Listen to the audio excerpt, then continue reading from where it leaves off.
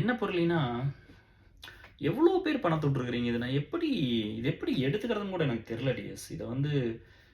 இத வந்து எனக்கு ரொம்ப க்ளோஸா இருக்கிறவங்க ஒரு சிலர் சொல்லியிருக்கிறீங்க. ஒரு சிலர் உதவி வேணும்னு சொன்னீங்க. ஒரு சிலர் மனசு வெறுத்து போய் சொல்லியிருக்கிறீங்க. அம் ஒவ்வொரு டைம் அந்த விட்டுட்டு அந்த புலம்புற அந்த பையனும், பொண்ணோட மனசு இருக்குல்ல, எவ்வளோ கஷ்டப்படுறாங்க தெரியுமா? எதுக்கு இந்த மாரி வந்து ஷார்ட் கட்ஸ் எல்லாம் போய் பணத்த விடுறீங்க? இது எத்தன பேத்தோட கிரில்வட்டிக்கு எடுத்துருது பாரு. அடுத்தவங்க கிட்ட இருந்து ஒரு பைசா வாங்கி நம்ம அப்படி வந்து நம்ம அத அது பண்ணவே கூடாது வாழ்க்கையில. அது பாவம். எனக்கு ஒரு கம்ப்ளீட்டான லைஃப் வாழ்ந்த மாரி ஒரு நிம்மதி இருக்கு. இது வந்து திரும்ப வந்து 21 வருஷம் வேலை செஞ்சுச்சு. இன்னும் 20 வருஷம் நான் வேலை செஞ்சாலும் இப்படி தானே இருக்க போகுது. இல்லையா? ஒண்ணுமே இல்லாத போய் போராடி இங்கேயே வந்துட்டோம். ஸோ இன்னைக்கு போராட மாட்டோமா, ஜெயிக்க மாட்டோமா வாழ்க்கையில? அது பிரச்சனை இல்ல. பட் ஏன் வந்து இப்ப எனக்கு தெரிஞ்சு என் சிச்சுவேஷன்ல என்ன மாரி சூழ்நிலை இருந்த பையன் 1, 2 பேர் தான். இந்த மாரி எல்லாமே டோட்டலி எல்லாத்தையும் முடிச்சு கட்டி அந்த மாரி இருந்த ஃபேமிலி 1, 2 தான். அதிலிருந்தே ஒருத்தன் மேல வந்துட்டேன்.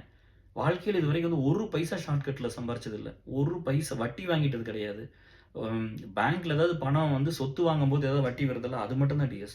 அதையுமே கான்ட்ரிபியூஷன் குடுத்துர்றோம். கொஞ்ச நாள் அந்த பணத்த அங்க டம்ப் பண்ணி பார்க் பண்ணி வச்சிருப்போம்ல, அந்த பணம் தான்.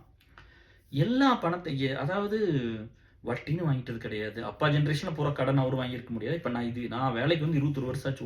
ஒருத்தர்ட்ட கூட வட்டி வாங்கிட்டது கிடையாது. எவ்வளோ பணத்த குடுத்துருக்கோம் படிக்கிறக்கு, எ உடம்பு சரியில்லாம போனதுக்கெல்லாம். இது ஏன் இப்படி ஒரு ஹார்டா இருக்கிற பையன், இதையெல்லாம் ஏன் உங்களுக்கு ஒரு இன்ஸ்பிரேஷனா, ஒரு மோட்டிவேஷனாவே யாருமே எடுத்துக்கல?